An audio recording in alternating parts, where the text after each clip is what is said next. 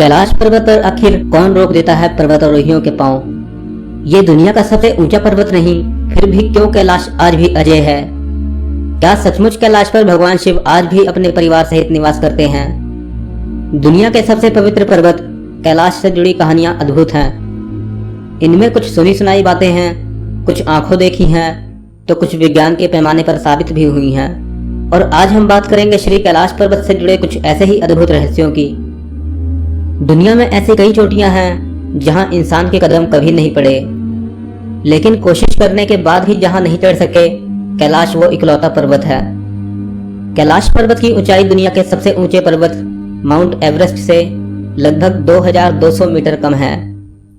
फिर भी ऐसा क्यों है कि माउंट एवरेस्ट पर लोग 7000 से अधिक बार चढ़ाई कर चुके हैं, लेकिन कैलाश पर्वत अब भी अजय है। कैलाश पर्वत को भगवान शिव का निवास स्थान माना जाता है और यह हिंदुओं का सबसे पवित्र तीर्थ स्थल भी है। भगवान शिव के घर कैलाश पर्वत से जुड़े ऐसे अनेक रहस्य हैं जिन पर बड़े बड़े वैज्ञानिक द्वारा शोध किए जा रहे हैं, लेकिन ऋषि मुनियों के अनुसार उस भोले के निवास के रहस्य को भांप पाना किसी साधारण मनुष्य के बस की बात नहीं।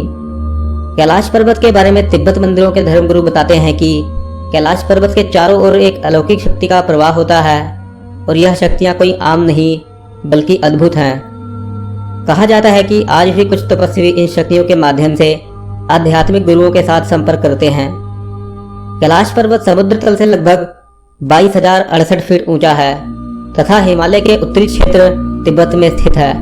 क्योंकि तिब्बत चीन के अधीन है, इसलिए कैलाश पर्वत चीन में आता है।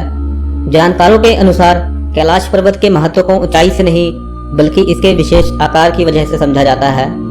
इसका चौमुखी आकार दिशा बताने वाले कंपस के 4 बिंदुओं जैसा माना जाता है। कैलाश पर्वत से ही 4 महान नदियों का उदय होता है, सतलुज, सिंधु, ब्रह्मपुत्र और घाघरा। ये चारों नदियां इस पूरे क्षेत्र को 4 अलग अलग हिस्सों में बांटती हैं, जो पूरे विश्व के 4 भागों को दर्शाता है। कैलाश पर्वत इन सबके केंद्र में है, लिहाजा कैलाश को धरती का केंद्र बिंदु माना जाता है। यहाँ दिशा सूचक यानी कंपस भी ठीक से काम नहीं करता, क्योंकि चारों दिशाएं यहीं आकर मिलती हैं। कैलाश पर्वत का सबसे रहस्यमय तथ्य यह है कि यहाँ समय तेजी से बीतता है। आप माने या ना माने, लेकिन कैलाश पर्वत पर समय अन्य क्षेत्रों की तुलना में तेजी से बीतता है।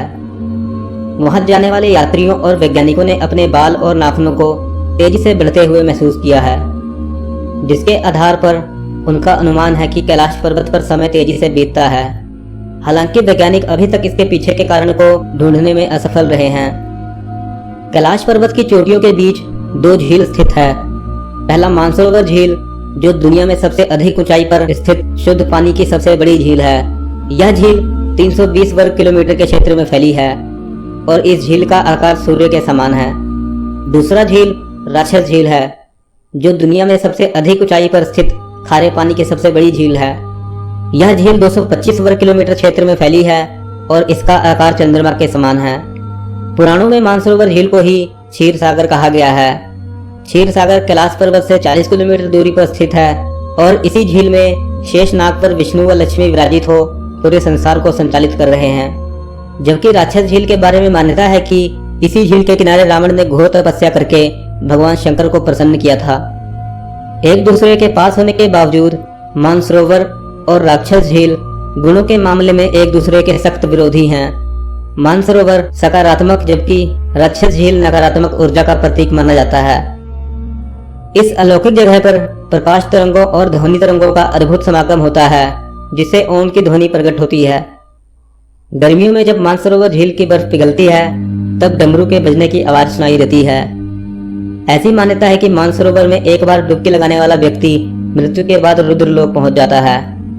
यदि आप भी कभी मानसरोवर की यात्रा पर जाना चाहते हो, तो मानसरोवर झील में स्नान करने का सबसे उपयुक्त समय प्रातः 3 बजे से 5 बजे तक का होता है, जिसे ब्रह्म मुहूर्त के नाम से भी जाना जाता है। ऐसा माना जाता है कि इस समय देवता भी स्नान करने के लिए इस झील पर आते हैं। कैलाश पर्वत अपनी स्थिति बदलता रहता है।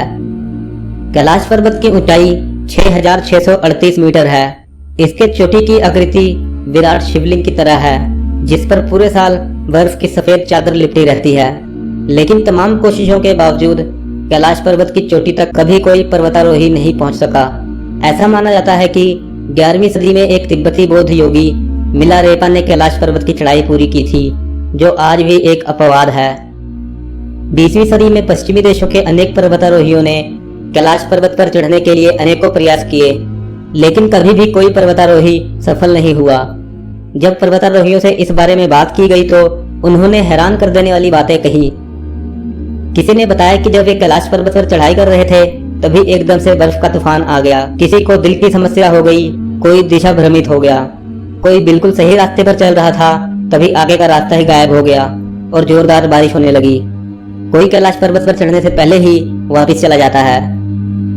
कैलाश पर्वत के इस रहस्यमयी दुनिया को देखते हुए चीन सरकार ने 2001 में कैलाश पर्वत पर चढ़ने पर पूर्ण रूप से प्रतिबंध लगा दिया। दोस्तों, कैलाश पर्वत के इस रहस्य के बारे में आपके क्या विचार हैं, हमें कमेंट करके जरूर बताएं। वीडियो अच्छी लगी हो तो लाइक करें और अगर आप हमारे चैनल पर पहली बार आए हो तो चैनल को सब्सक्राइब कर लीजिए ताकि हमारी आने वाली नई वीडियोस आप मिस न कर सकें। मैं आपसे मिलूंगा ऐसे ही एक और नए एपिसोड के साथ। तब तक के लिए नमस्कार।